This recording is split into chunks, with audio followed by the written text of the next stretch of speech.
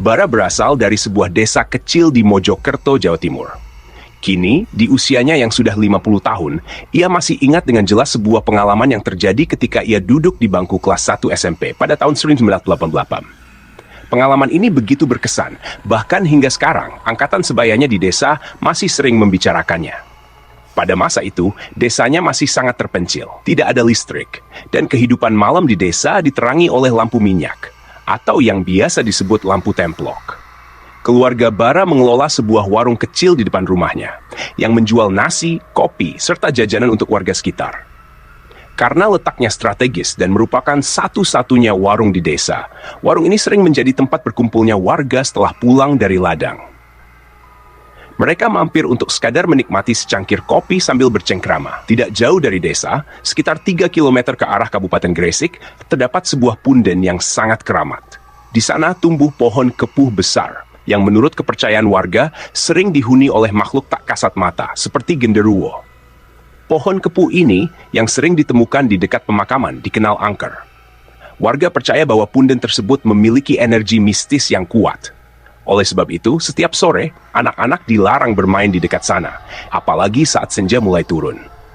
Banyak cerita aneh yang beredar di kalangan penduduk, seperti penampakan sosok hitam besar atau gangguan pada anak-anak yang bermain terlalu dekat dengan punden. Dalam beberapa kesempatan, pernah terjadi insiden di mana anak-anak hilang tanpa jejak saat bermain di sekitar punden. Para orang tua yang khawatir akan mengadakan pencarian besar-besaran, membawa obor dan lampu minyak. Ada pula yang membawa tampah, dipukul-pukulkan untuk membuat suara nyaring. Mereka percaya suara tampah itu bisa memaksa makhluk halus mengembalikan anak-anak yang hilang. Dan memang, ada kalanya setelah pencarian, anak yang hilang akan ditemukan kembali dalam keadaan bingung, namun selamat.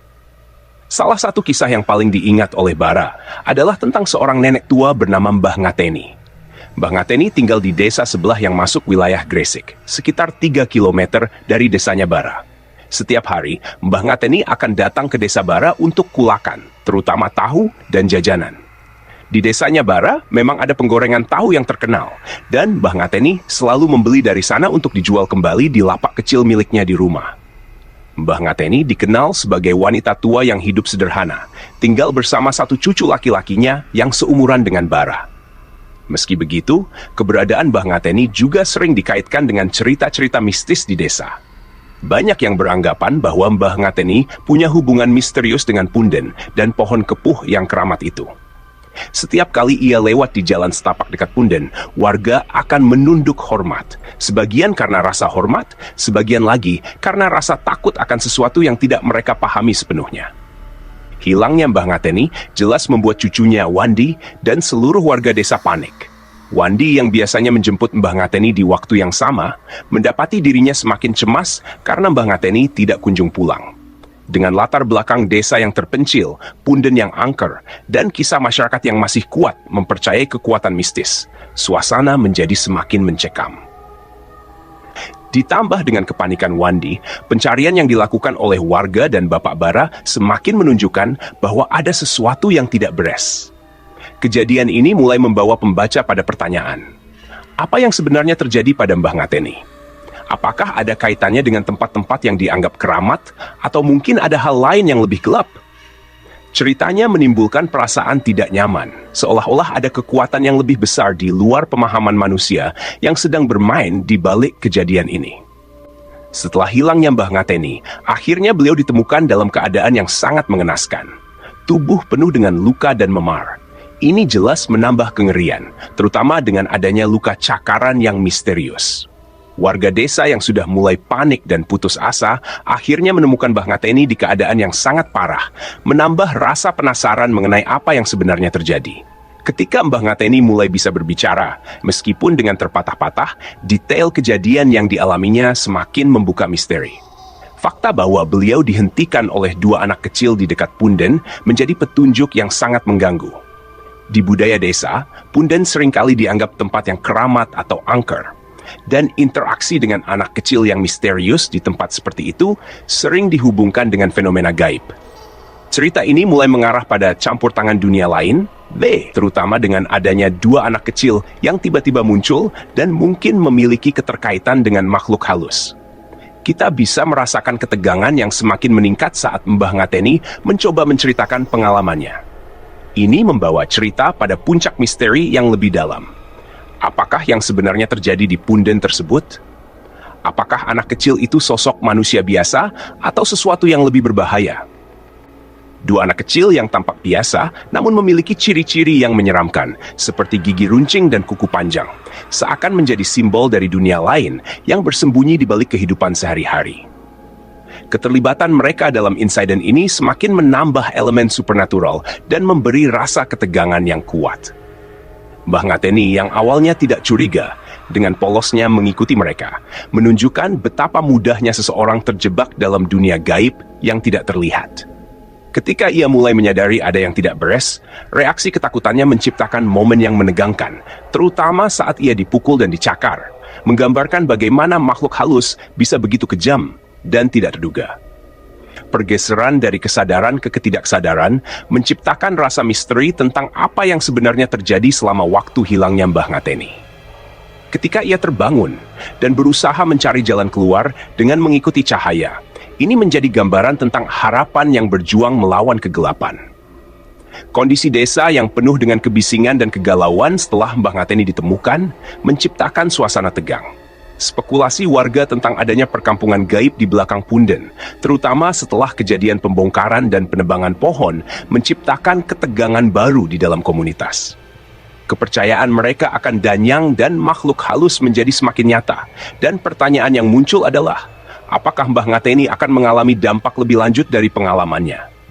Dan bagaimana warga desa akan bereaksi terhadap potensi ancaman dari dunia lain ini? Cerita ini membawa kita pada sebuah pergeseran, dari yang tampaknya biasa menjadi pertarungan melawan kekuatan tak terlihat. Bagaimana cara warga desa mengatasi ketakutan mereka? Dan apakah mereka akan mencari cara untuk menenangkan makhluk halus yang mungkin terganggu oleh pembangunan balai dusun? 4 orang yang sedang ronda malam itu memanggil sosok Mbah Ngateni yang mereka yakini menjajakan jajanan seperti biasanya. Namun, saat sosok tersebut semakin dekat, keanehan mulai terasa. Wajah Mbah Ngateni tampak pucat dengan senyum yang terasa dingin dan menakutkan. Jajanan yang dibawanya terlihat sama seperti biasanya, tetapi ada sesuatu yang tidak beres. Mereka merasa ada suasana mencekam, tapi anehnya, mereka tetap melanjutkan percakapan seperti biasa, seolah berada di bawah pengaruh sesuatu.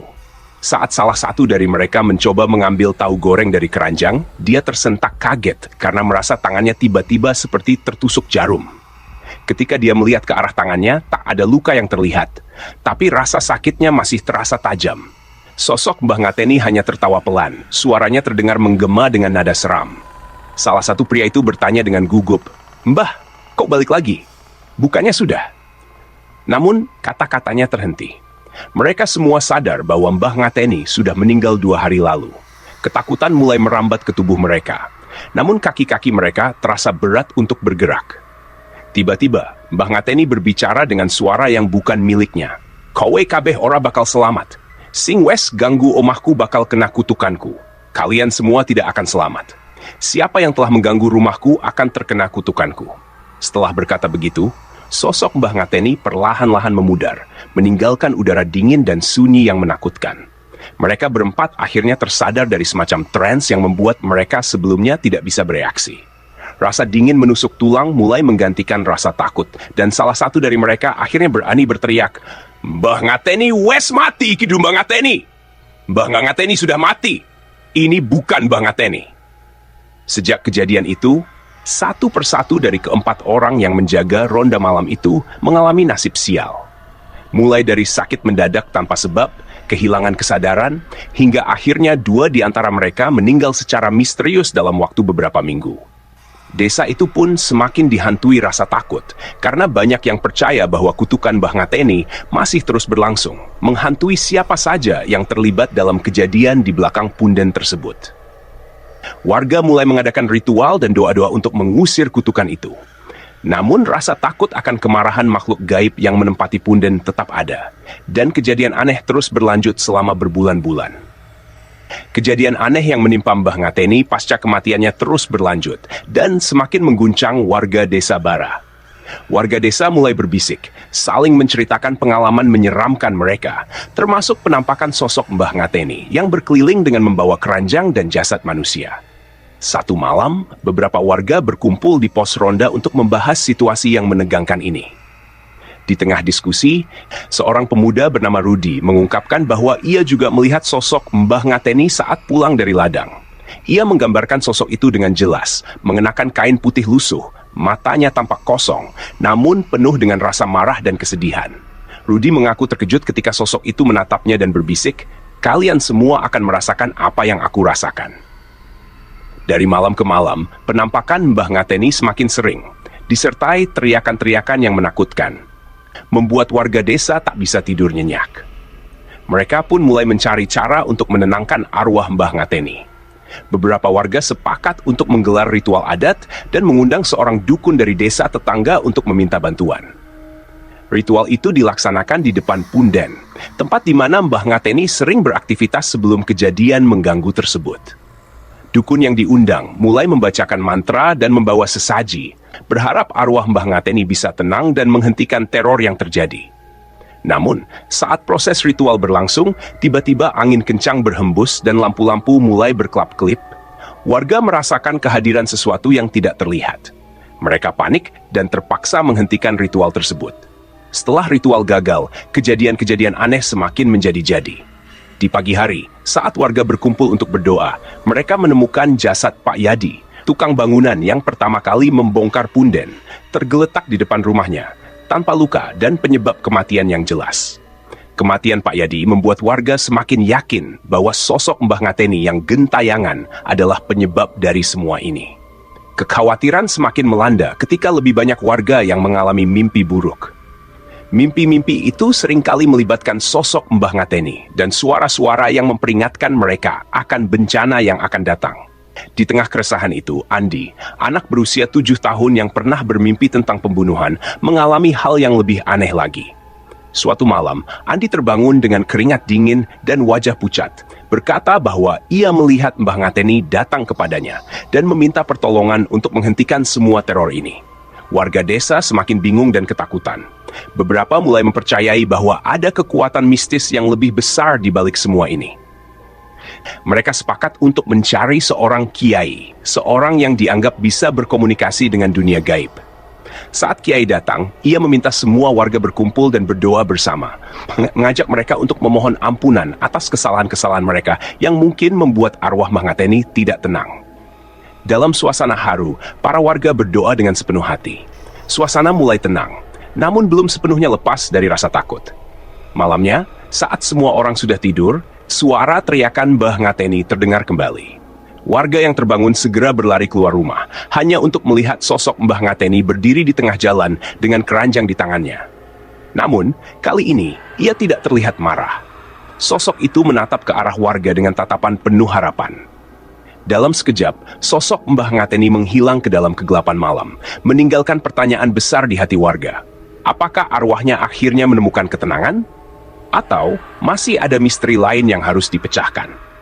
Sejak malam itu, ketegangan perlahan berkurang, meski rasa penasaran dan ketakutan akan sosok Mbah Ngateni masih menyelimuti desa Bara. Warga mulai kembali beraktivitas, namun dengan hati-hati dan penuh rasa hormat terhadap arwah yang mungkin masih gentayangan, menunggu keadilan dan pengertian dari dunia yang ditinggalkannya. Setelah kematian Mbah Ngateni, desa menjadi pusat ketakutan yang luar biasa. Setiap kali seseorang meninggal secara misterius, suasana semakin mencekam.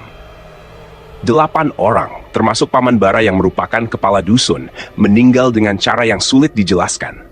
Semua orang yang meninggal itu ternyata terlibat dalam pembangunan balai dusun yang terletak di samping punden. Kematian demi kematian ini membuat warga desa mulai menghubungkan titik-titik aneh yang selama ini mereka abaikan. Warga menyadari bahwa setiap kematian tersebut berkaitan erat dengan proyek pembangunan balai dusun yang berani mengganggu punden.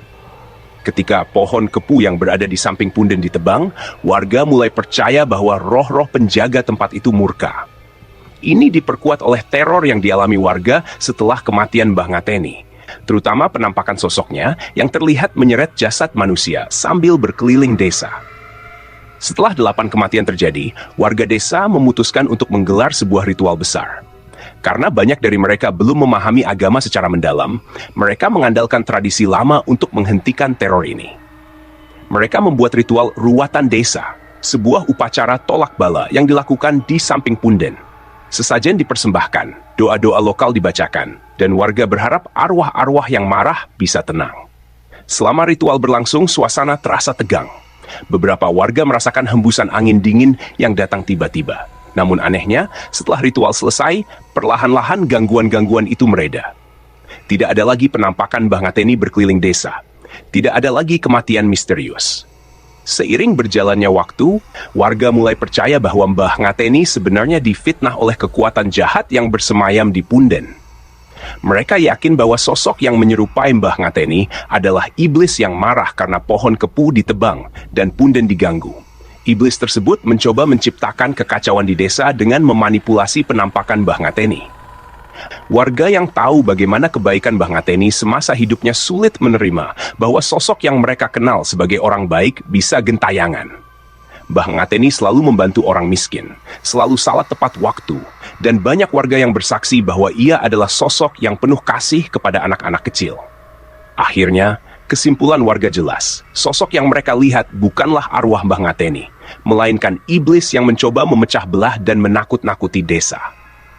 Setelah ritual tolak bala dilakukan, desa kembali tenang, meskipun bekas luka dari kejadian itu tetap tertinggal di hati warga. Mereka sekarang lebih berhati-hati dan lebih menghormati tempat-tempat keramat seperti punden, agar kejadian serupa tidak terjadi lagi di masa depan.